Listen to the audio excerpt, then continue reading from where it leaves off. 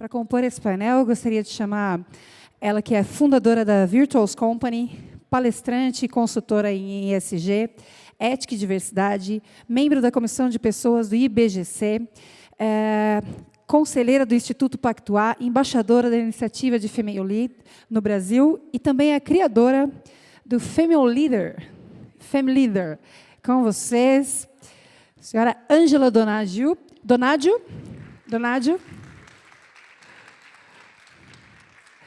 Mais de 15 anos de experiência em gerenciamento de riscos, head de operações, riscos e governança na Circular Brain, além de professora e palestrante. Ela é coautora do livro ESG, o Cisne Verde e o Capitalismo de Stakeholders. Também é colunista do site Mundo Negro. Viviane Elias Moreira.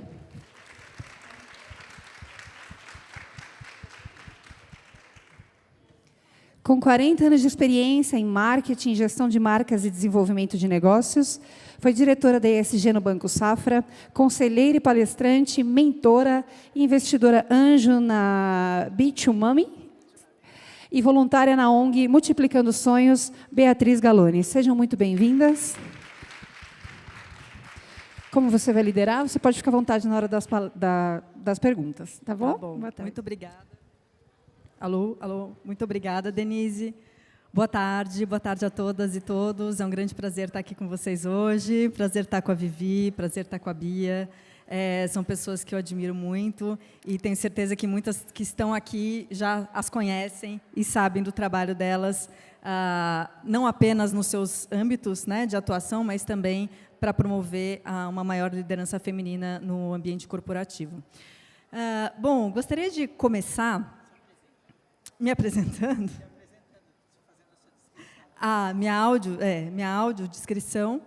Sou uma mulher branca, de 43 anos, 1,70 m, tenho cabelos compridos, lisos, e estou vestindo um kimono roxo com uma calça branca. E aqui eu vou ter uns minutinhos para falar algumas palavras para vocês, depois fazer perguntas para a Bia, e depois fazer uma pergunta para a Vivi. E aí a gente abre o debate aqui para quem quiser fazer perguntas também, tá bom? Vamos aproveitar ao máximo aqui para fazer desse tempo o mais profícuo possível. Gostaria de começar questionando o que é liderança, né? Porque a gente fala muito de liderança, e principalmente quando fala de liderança feminina, muitas vezes as pessoas não sabem do que estão falando. A mãe da gestão moderna, que é a Mary Parker Follett, ela dizia o seguinte, que ser uma liderança não é exercer poder sobre algumas pessoas, é aumentar a sensação de poder de um grupo. É fazer com que esse grupo perceba o poder que ele tem. E essa sensação de poder que cada grupo tem gera autonomia, gera independência, aumenta a inteligência coletiva do grupo e, é claro, permite com que cada um seja fiel à sua autoexpressão. Em relação à autoexpressão, esse é um ponto muito importante que um outro guru do management, que é o Warren Bennis, diz que é uma das questões mais importantes para ser uma liderança, é saber se autoexpressar. Primeiro, se conhecer, saber quem você é, e não ser levado pelas caixinhas que todo mundo quer que a gente se encaixe, né? Muito facilmente, mas entender, conhecer a si e conhecer ao outro, e conhecer ao mundo, e conhecer as próprias experiências, fazer uso dessas experiências e não deixar simplesmente a vida passar. O Warren Bennis, ele diz também que é muito importante a gente, além de se conhecer e conhecer o mundo, a gente entender que as lideranças não nascem prontas, elas se fazem. Elas se fazem. Não existe uma pessoa que nasceu líder. E eu falo aqui liderança especificamente para mudar esse linguajar, porque as palavras têm significado e têm os vieses inconscientes na nossa mente. Quando eu falo líder, todo mundo pensa em homem. Quando eu falo liderança, isso fica mais aberto. o sexo e o gênero estão mais abertos. Então, permite que nós nos encaixemos com menos dificuldade, diria, não mais facilidade, mas com menos dificuldade. E quanto mais marcadores sociais de grupos minorizados nós temos, mais difícil é esse encaixe, né, no que a sociedade diz que nós devemos e podemos fazer e qual que é o papel de cada um. E dentro dessa questão de lideranças não nascem prontas, elas são feitas, o maior trabalho é feito pela própria pessoa. Não existe um curso que vai te fazer se tornar uma liderança. É você mesma que vai correr atrás disso. É você mesma que vai buscar, pela sua autoexpressão, buscar isso. E qual que é um grande inimigo da autoexpressão? É a nossa tentativa de pertencer a um grupo, de se encaixar. Então, eu trabalho nesse cargo, eu trabalho nessa empresa, eu tenho que abrir mão de algumas coisas que eu gosto, do que eu sou, de como eu gosto de me expressar. Por quê? Porque aqui é assim, aqui é assado. E aí eu vou dar alguns exemplos de como a gente acaba fazendo isso, e nós temos a impressão de que, quando vemos mulheres em altos cargos, né, de gestão, então, quando a gente vê mulheres em diretorias ou em conselhos de administração, parece que essas mulheres não sofrem mais preconceitos e microagressões, né? Parece que elas já se provaram tanto, e aí não precisa mais, né, se provar, ficar se provando o tempo todo.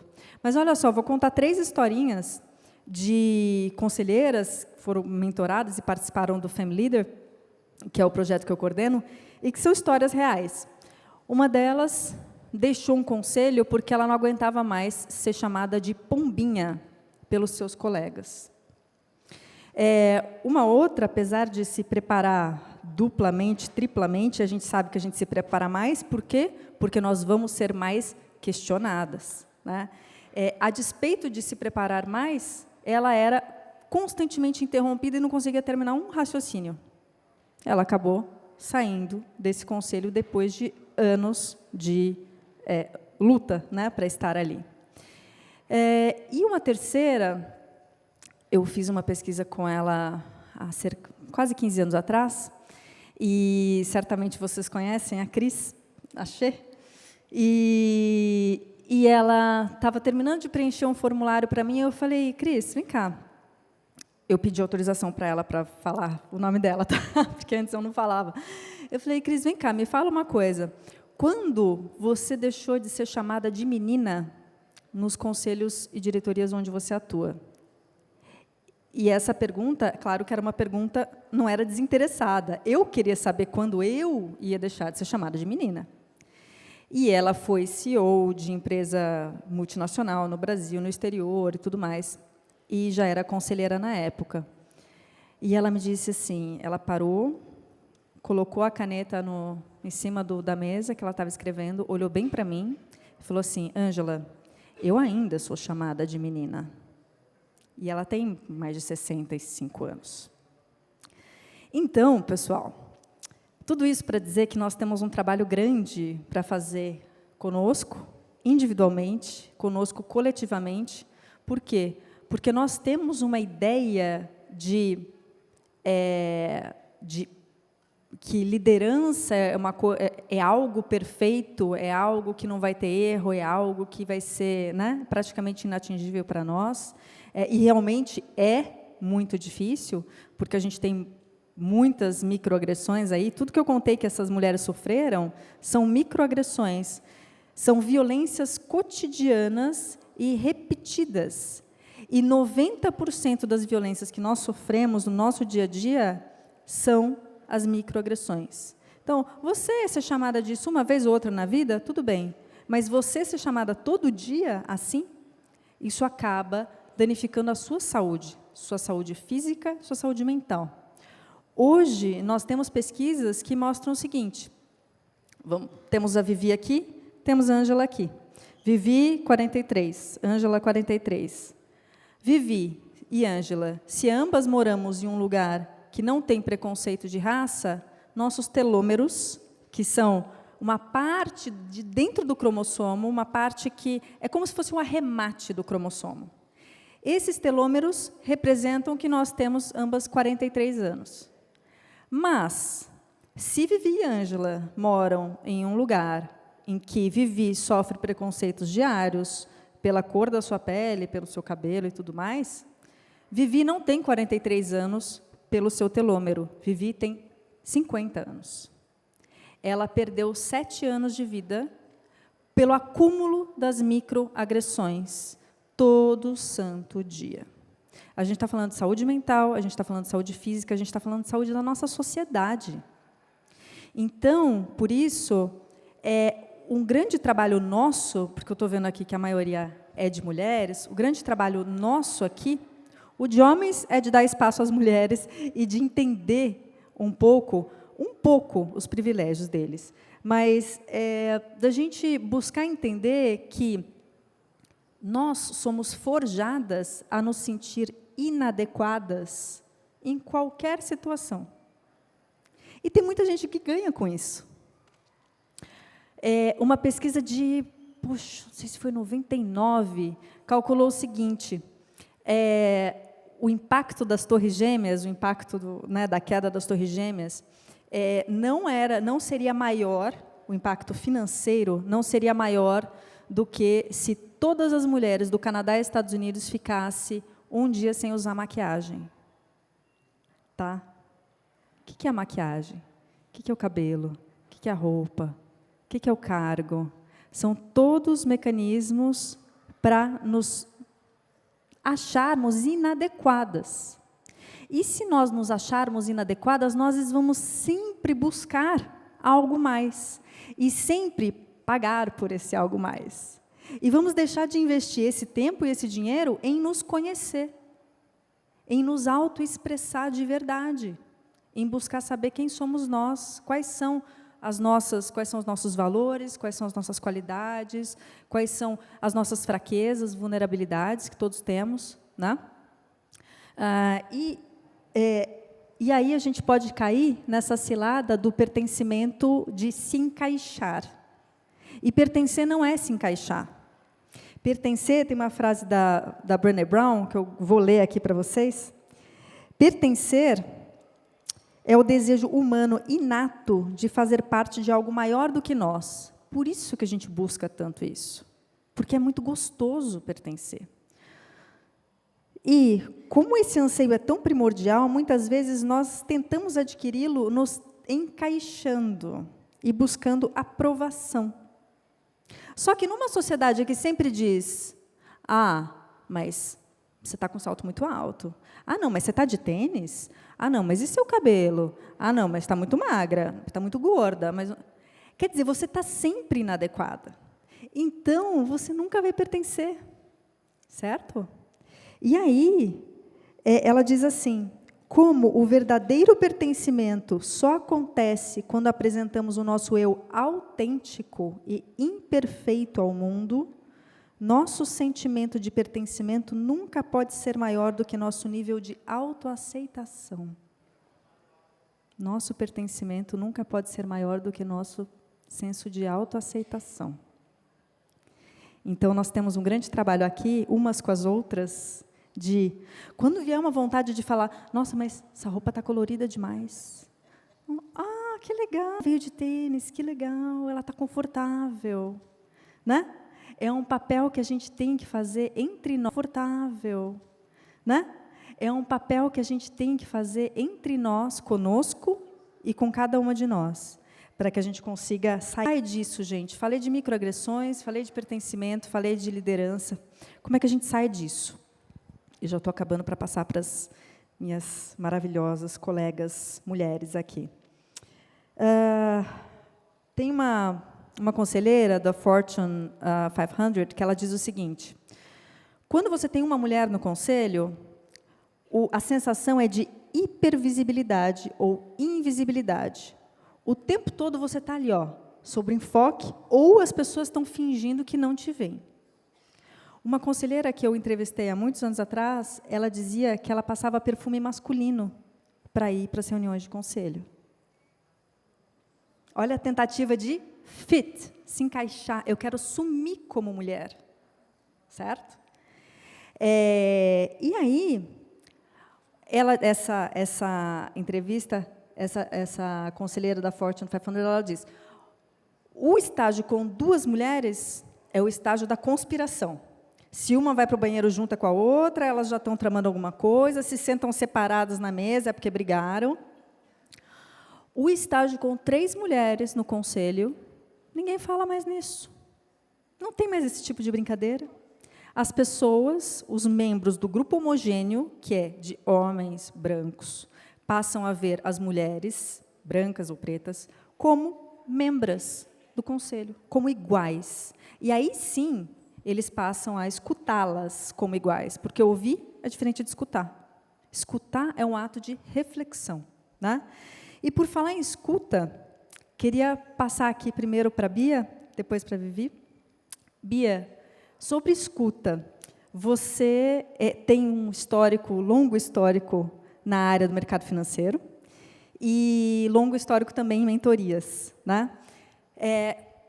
Ouvir, escutar os conselhos de mulheres mais experientes ajuda no seu autoconhecimento? Como é que você pode extrair das suas experiências o quanto uma pode ensinar para a outra nesse processo de aprendizado mútuo?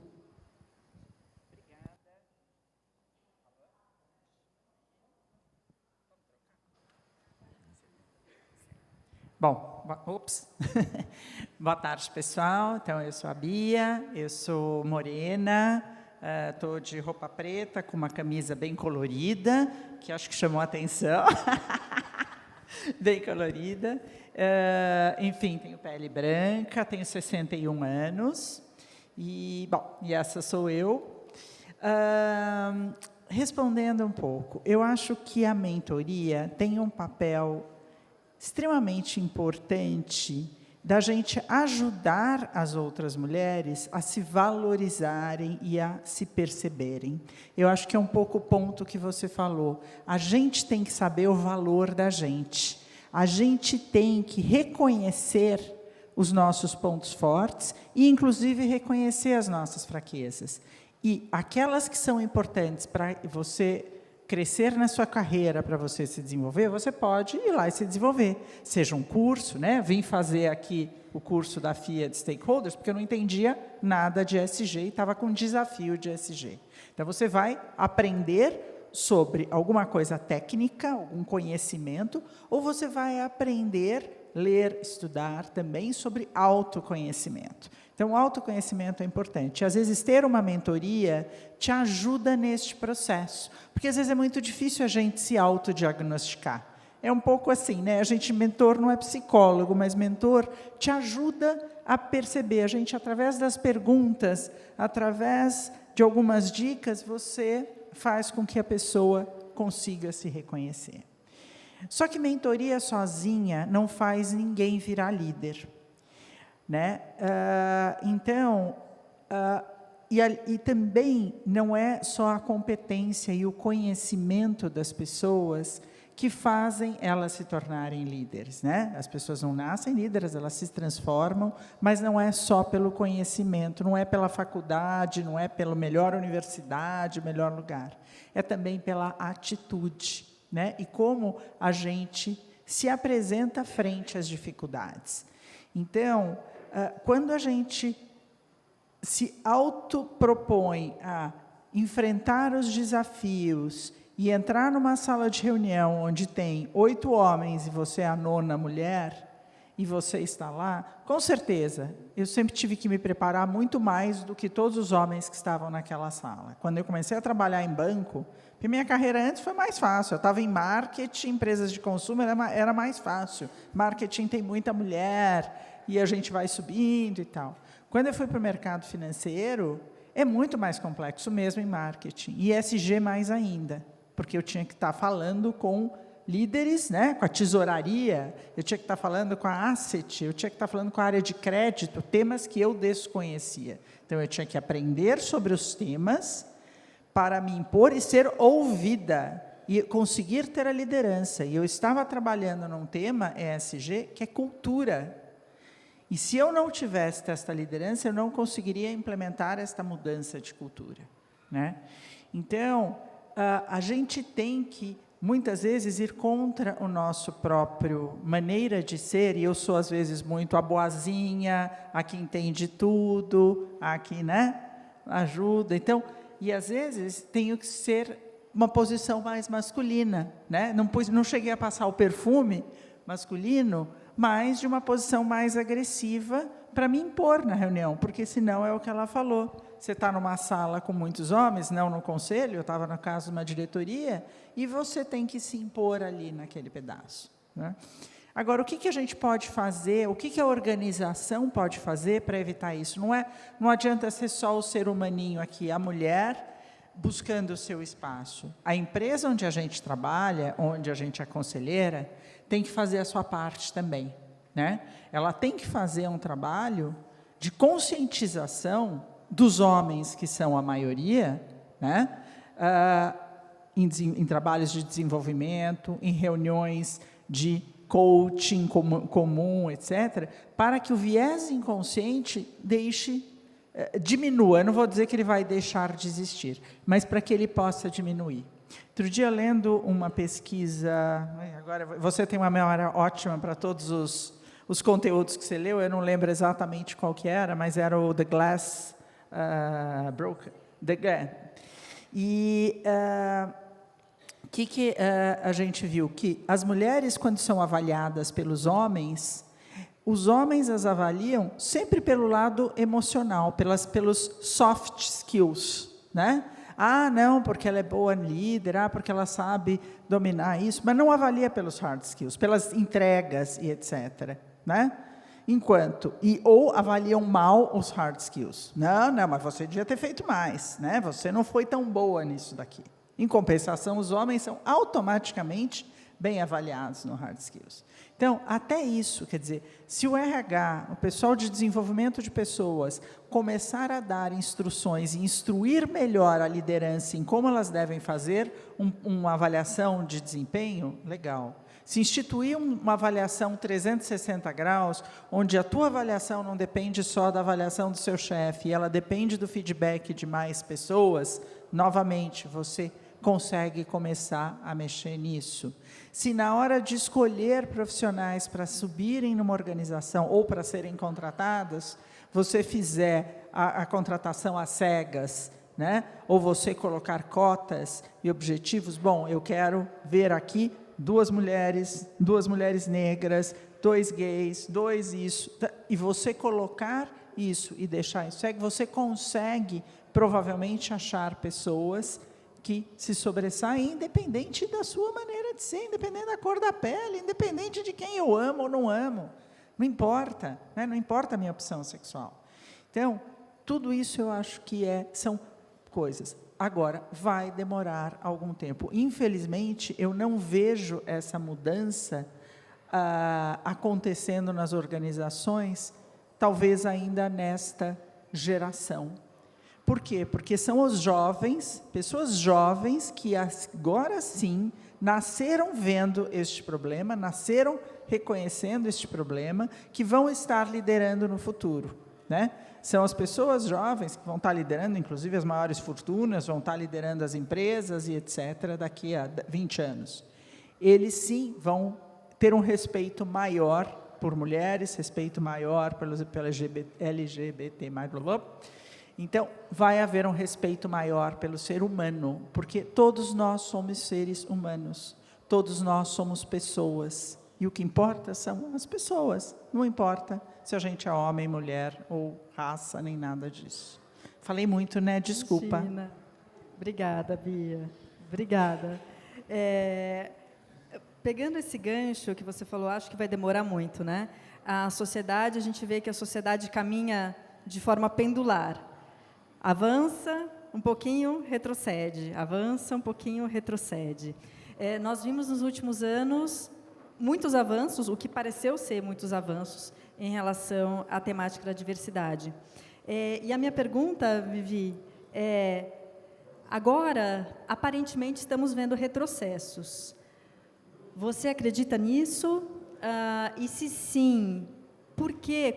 Quais são as causas desses retrocessos em relação à temática da diversidade, na sua visão? Tá fácil, né? Fogo no parquinho. Bom, gente. Bom, prazer. Obrigada por estar aqui com vocês. Meu nome é Viane Elias Moreira, tenho 43 anos, uma mulher preta, cabelos crespos, vestido jeans, meu all-star marrom, que não é igual da Cássia Eller, né? Enfim, estou sentada numa cadeira branca com o fundo com o logo do evento. Bom, vamos lá. Eu acho que o retrocesso ele é um fato, e o retrocesso pode ser até tangibilizado agora, nesse momento, que nós estamos num painel de lideranças femininas cheias de mulheres. Então, se a gente fizer um teste de pescoço aqui, a gente vai tangibilizar muito bem o retrocesso, porque nós deveríamos ter mais homens nessa plateia, que viabiliza o nosso entendimento. Eu acho que eu preciso fazer um disclaimer aqui, antes de dar os meus 3 pitacos de sugestão, por que a gente tem o retrocesso, porque eu vivo o retrocesso desde 1500. Né? Por mais que eu fale do meu gênero e lute por ele, a minha cor sempre vai vir na minha frente.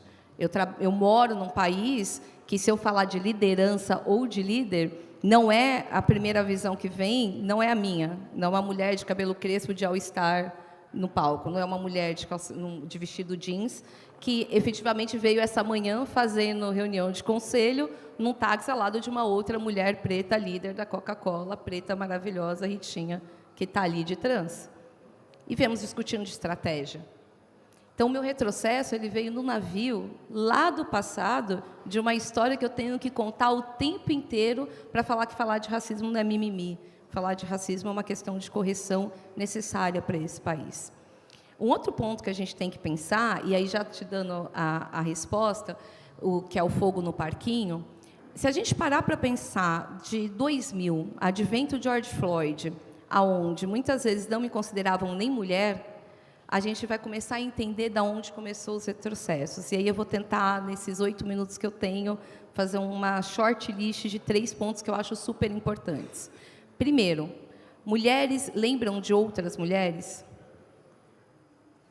Quem aqui segue mulheres negras no LinkedIn? Mulheres trans? Mulheres 50+?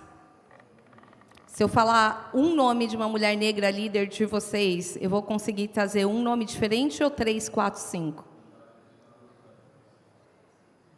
Mulheres não lembram de outras mulheres. O retrocesso, a gente tem que fazer a meia-culpa. Começa na gente. Eu, por exemplo, passo o mês de... Angelinha já ouviu muito isso, Bia. Você vai ouvir mais ainda, agora que a gente convive. Eu passo o mês de março inteiro conversando com as mulheres que eu sou mulher também. Por quê? Eu não sirvo só para limpar. Pessoas como eu não servem só para poder o tempo inteiro ficar falando sobre raça. Eu sei falar sobre negócio, eu sei falar sobre estratégia, eu sei falar sobre entrega, eu sei falar sobre governança, eu sei falar sobre riscos. Então, quando uma mulher esquece que existem mulheridades dentro desse contorno, eu vou trazer o gancho aqui que a Angelinha trouxe muito bem. 3 mulheres podem ser, mulheres não negras podem ser ouvidas. 3 mulheres pretas, possivelmente, ou vai ser rolezinho, ou vão ser presas, ou vão ser questionadas. E eu falo isso por vivência. Eu já cheguei a entrar em sala de reunião, que o fornecedor olhou para a minha cara, eu como diretora, olhou para a minha cara e falou assim, 2 cafés, por favor. Quando a gente para pensar nessas microagressões, que podem muito bem ser justificadas por viés inconsciente, é onde a gente fala da tal sororidade, que a gente fala, que aplica, mas não faz no dia a dia.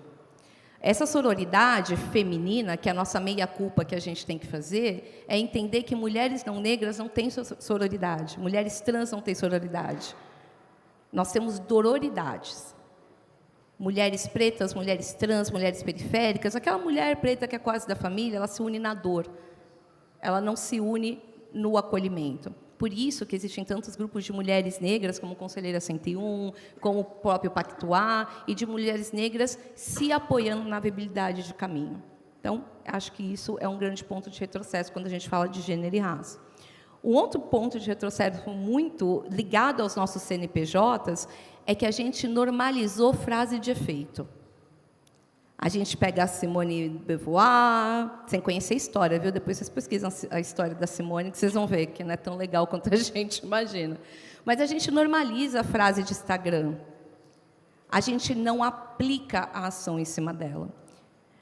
Enquanto a gente continuar fomentando aquele mês de março, ou fomentando a normalização do nosso CEO, do nosso líder, que vem num evento para falar que super apoia a liderança feminina e até colocou uma sala de amamentação, ou no mês de março parou de dar esmalte, flor ou bombom, ou que parou de chamar de pombinha, nós estamos normalizando essas fases de efeito de Instagram que não leva a gente a lugar nenhum, quando a gente pensa em liderança feminina. Porque não é o coffee break, não é o ar-condicionado, não é essa diferença que vai mudar os indicadores. Está aí os números que a gente tem. Em 2020, nós tínhamos pelo menos 23%, 22% de mulheres em cargo de alta liderança. Esse número acho que está em 12%, por aí. Mulheres negras não chegavam a 2%. Hoje não chega a 1%. Mulheres 50 a mais. A gente não vê dentro desse espaço. Quando a gente olha para esse contexto, a gente vai olhar como fomentar essa cadeira. No empreendedorismo. Quantas mulheres vocês conhecem que viraram empreendedoras? Diferente de empreendedorismo para criar empresas, diferente de empreendedorismo para sobrevivência. Aquela mulher do bolo de pote, ela pode ser uma empreendedora, mas hoje ela é uma sobrevivente. Enquanto a gente não continuar saindo dessas frases de efeito e continuar nos coffee breaks e continuar normalizando ações, a gente não vai conseguir ir para o próximo estágio. E, gente, desculpa, as maiores revoluções da história são feitas por grupo de mulheres. Só que enquanto a gente conseguir continuar deixando algumas mulheres na escuridão, literalmente, da dor, do medo, da servidão, a gente vai continuar normalizando atos que a gente não deveria normalizar e criando subcelebridades no mundo corporativo, que é extremamente perigoso. O que são as subcelebridades no mundo corporativo? Aquela mulher que a gente só pensa nela, só vê nela e só se espelha nela. Cara, a gente não pode romantizar histórias. É um peso para quem recebe essa romantização e é um peso para a gente que cria uma idealização que a gente não vai chegar lá, a autoaceitação. Eu não quero ser a nova Kamala, eu nunca sei falar o nome dela. Eu não quero ser a nova Michelle, eu quero ser a nova Vivi.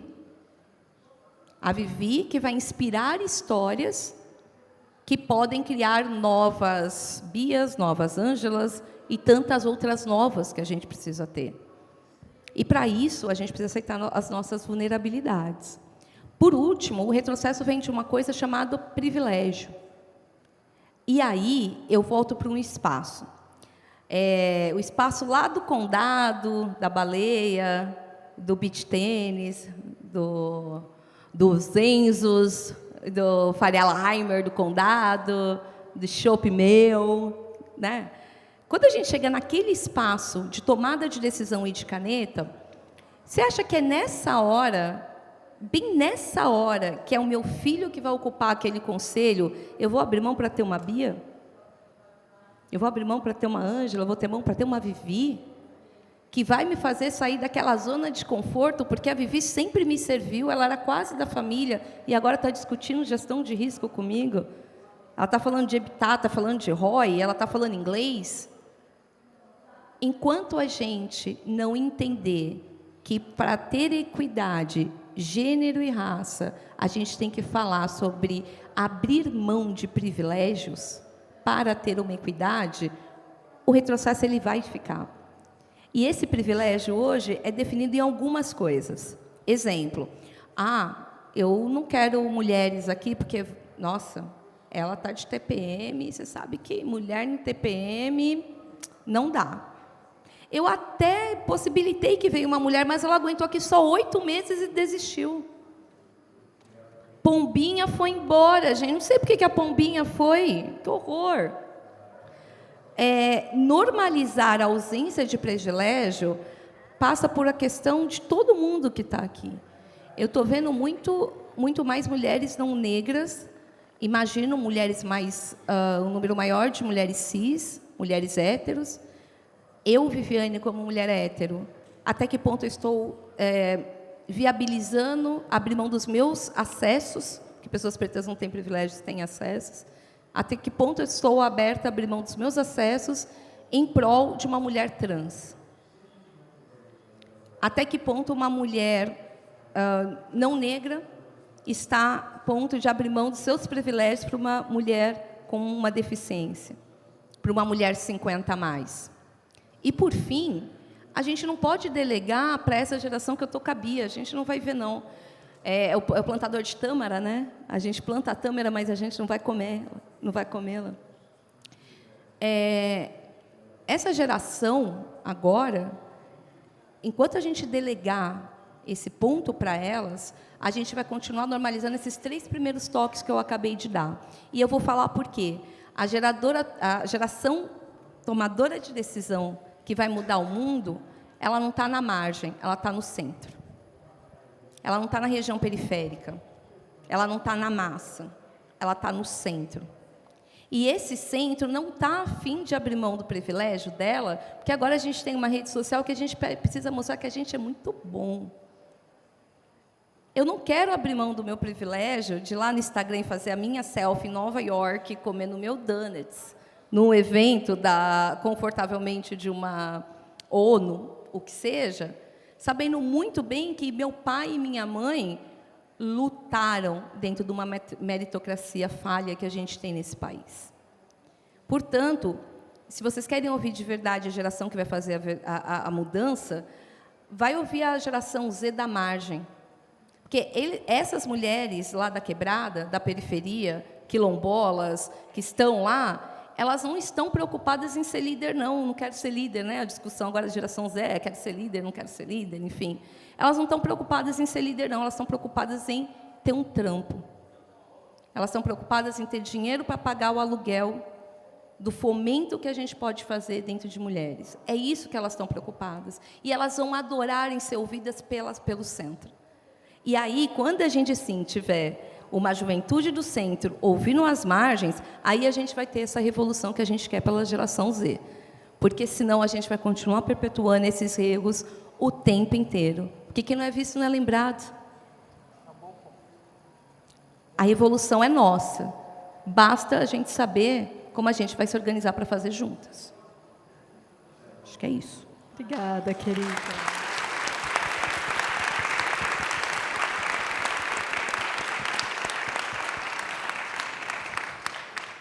Pessoal, agora perguntas. Vocês estão livres para uma ali. Eu acho que dá para ter 2 perguntas, se formos breves. Vamos lá. Boa tarde. A gente está aqui num evento de ESG, né, com pessoas extremamente assim convertidas ao tema. E me surpreendeu vir para essa mesa aqui e ter muitas mulheres rosnada de homem. E a gente está falando de diversidade, de inclusão, né, de vários aspectos. Eu esperava que tivessem mais homens aqui. O que vocês acham sobre isso? Vocês acham que colocar temas assim como lideranças femininas, diversidade para os negros, para os gays, vocês acham que isso afasta algum público ou é a forma da gente inserir algumas coisas? Ou a melhor forma é inserir no contexto geral, nos eventos gerais, não em eventos específicos? Né? Porque a gente já viu, colocou feminino, parecia que era só para mulher, não é? É isso. Obrigada. Eu queria falar que eu acho que a grande maioria dos homens não está nem aí com a liderança feminina. Verdade verdadeira é que eles não estão nem um pouco preocupados.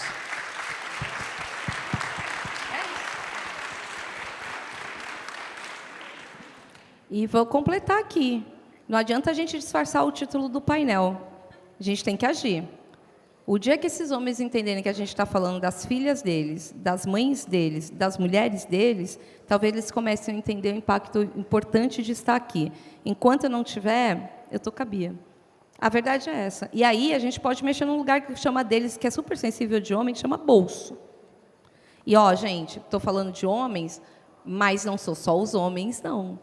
A gente tinha que ter aqui, além de homens, tomadores de decisão.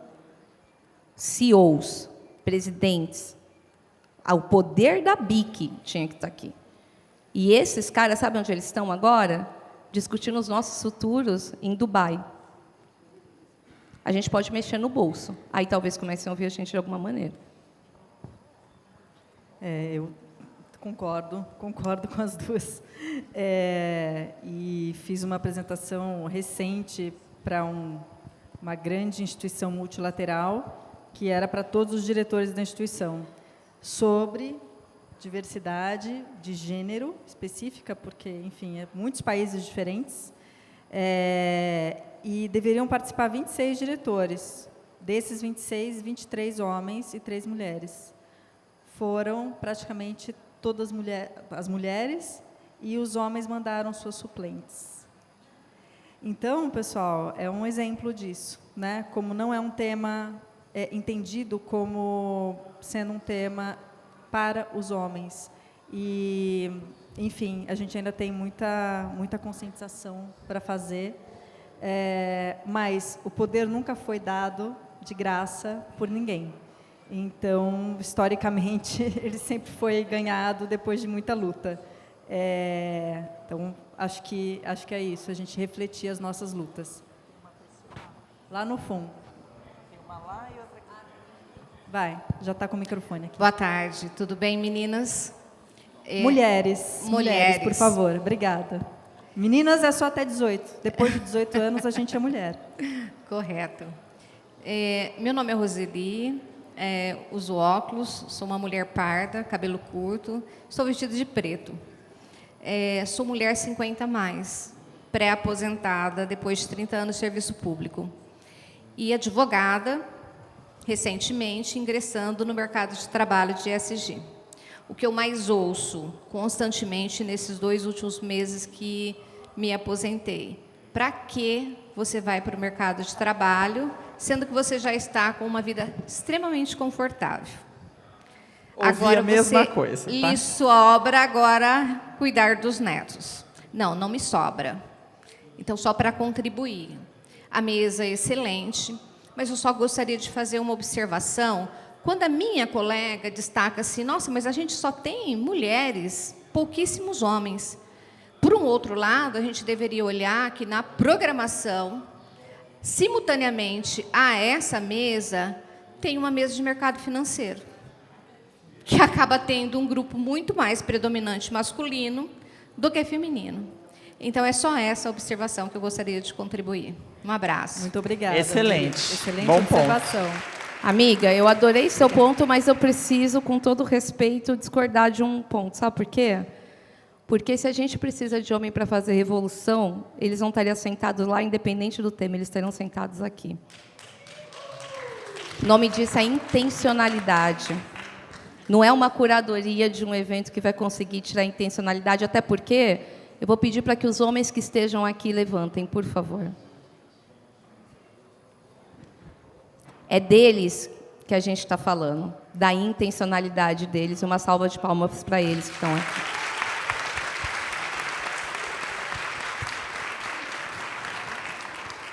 Ali a última.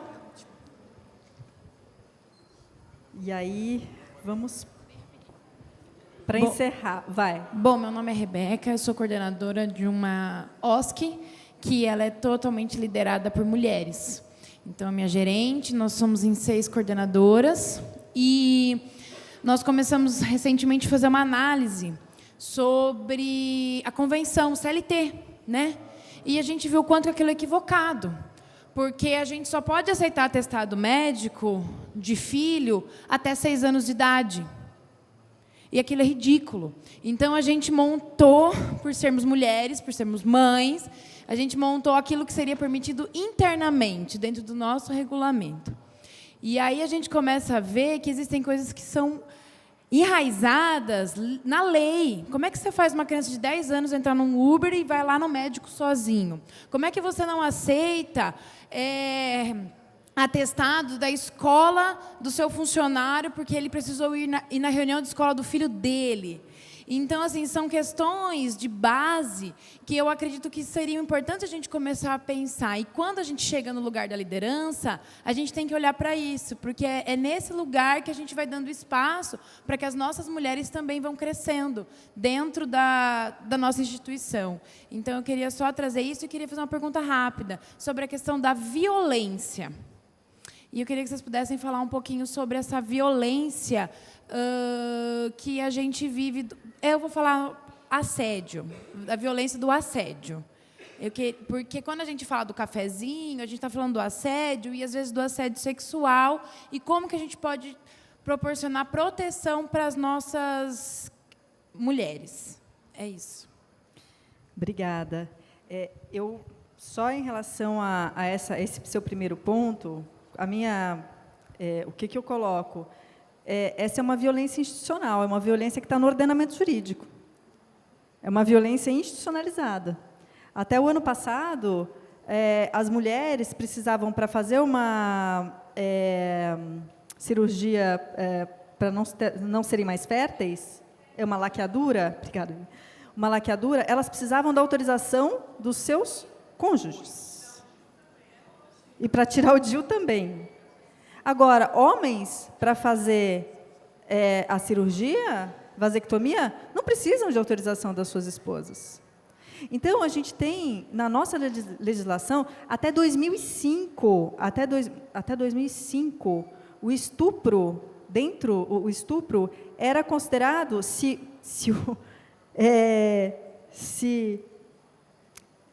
o ofensor criminoso casasse com a vítima, não havia processo crime.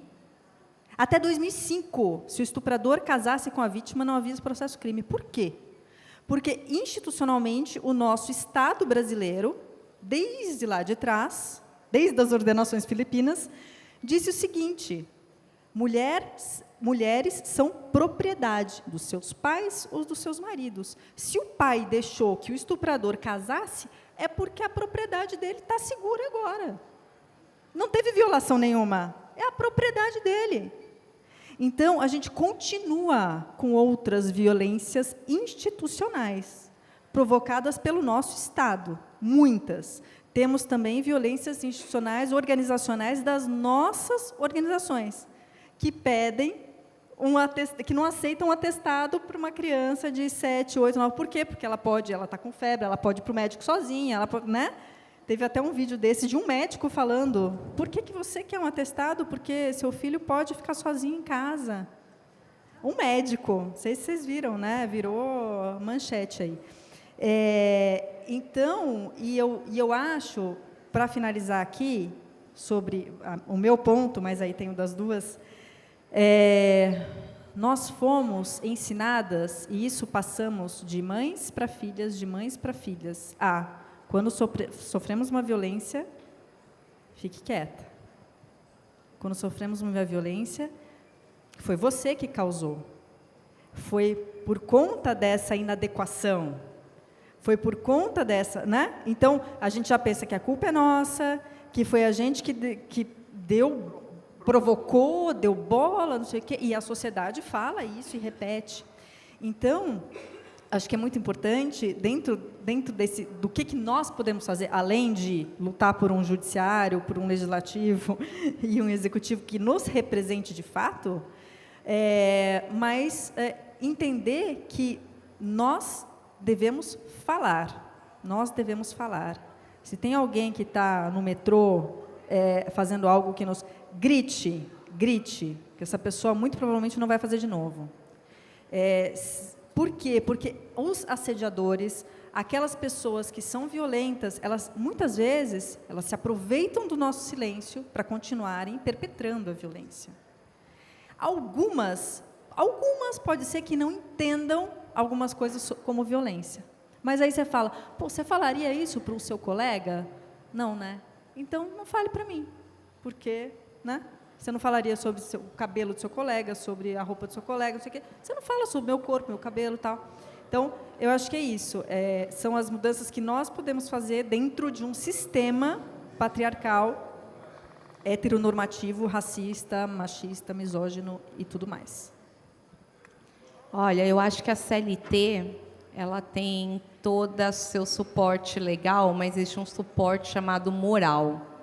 Se a gente parar para pensar que 90% das líderes das áreas de recursos humanos também são mulheres, eu vou casar naquele primeiro ponto que eu acabei de falar, de a gente separar o que é coletivo e o que é privilégio. As empresas, assim como o seu grupo, a gente tem, por exemplo, maternidade nas empresas e tantos outros grupos que vêm falando sobre isso, sobre esse tema que é super caro, e eu vou te falar que, além da CLT, existe uma coisa que chama força de trabalho.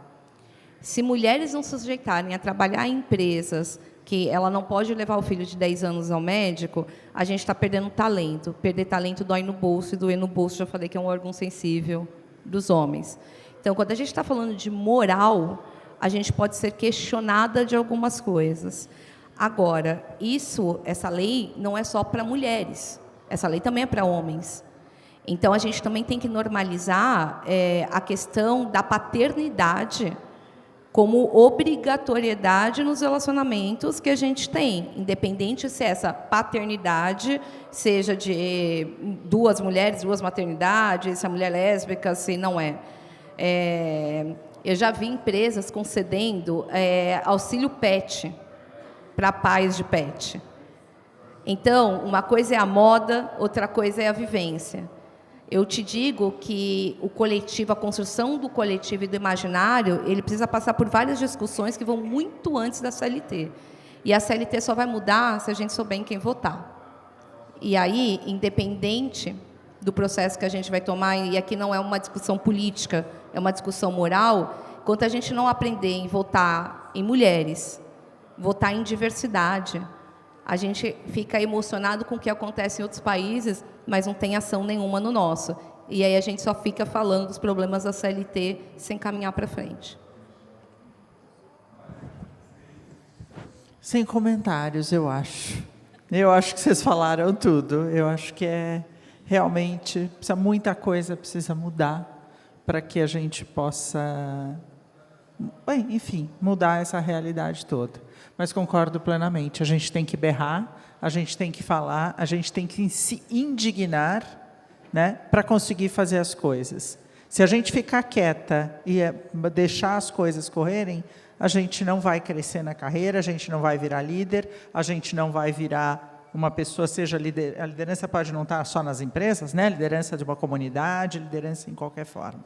A gente tem que se indignar e a gente tem que falar. A gente tem que se impor, porque se a gente não fizer isso, a gente é consumida por essa realidade que a gente está vivendo, né? Obrigada, Mas Bia. vamos lá, vamos continuar. Obrigada, Bia. É o outro, ainda não. Oi? Ainda É não, outro? a gente até Não é? estourou, mas é o outro. Ah, então tá bom. Aqui, ó, tô te observando, aqui, ó. Não, eu só vou, pegando aqui só um gancho da Bia, que foi sensacional. Para encerrar, queria contar uma historinha muito curta. Teve uma das muitas reuniões aí, né, que eu fui apresentar, fui chamada para apresentar um projeto da minha consultoria e tal, numa reunião que tinha vários diretores que poderiam ser meus clientes e tudo mais, fui chamada para isso. E aí, assim que eu cheguei, eu escutei filha, sabe? Filha, não sei o quê, não sei o quê, filha, não sei o quê. Eu falei assim, não estou escutando isso nessa reunião, né? Aí a gente finge que não escutou, ou finge que não é com a gente. Aí depois, sentei, arrumei e tal, não sei o quê, arrumei minha apresentação, comecei a fazer minha apresentação, e aí depois de um tempo, o cidadão que estava sentado na ponta da mesa, que era o chefe do negócio, falou, então, filha, não sei o quê, para mim. E aí, sabe quando o tempo para, e aí você fala, o que eu vou fazer agora? Né? Porque, assim, ou eu ignoro, ou eu me imponho. Ou eu gasto meu réu primário, né? Que era a terceira. Melhor não, a gente esperou até agora, melhor não gastar. A terceira alternativa seria mais gostosa, mas, vamos gastar enfim, com estratégia. E aí, passa um filme pela cabeça e eu falei assim, gente, eu tenho 40 anos, eu tenho 2 filhos, eu pago minhas contas, eu fiz mestrado, fiz doutorado, fui para fora. Eu não preciso aceitar isso e eu não vou aceitar isso. E aí, como autoexpressão, o que eu fiz? Na hora saiu, não tinha pensado nisso, mas saiu o seguinte, eu falei assim, desculpa, eu me desconcentrei. Eu fui genuína. Desculpe. Eu falei, desculpe, eu me desconcentrei. Porque há muitos anos eu não sou chamada de filha. Meu pai já morreu há mais de 15 anos. Então, eu não sou chamada de filha por outras pessoas. Ele falou assim, mas eu chamo de filha todo mundo. Eu falei assim, mas eu não sou chamada de filha por todo mundo. Eu era chamada de filha pelo meu pai. A partir daí, esse cidadão começou a me chamar de doutora. E depois, ele me contratou, surpreendentemente. Então, pessoal, é um exemplo dessa imposição, é um exemplo de falar, é um exemplo de não engolir mais, porque esse engolir machuca a gente. Machuca nosso estômago, machuca nossos telômeros, machuca nossa cabeça, que dói, machuca tudo. Então, não vamos mais engolir, vamos falar de um jeito que saia, né? Não vamos mais engolir, que vai ser bom para a gente, vai ser bom para todas. Obrigada, gente. Obrigada, gente. Obrigada, Bia. Obrigada. Uma salva de palmas a essas mulheres.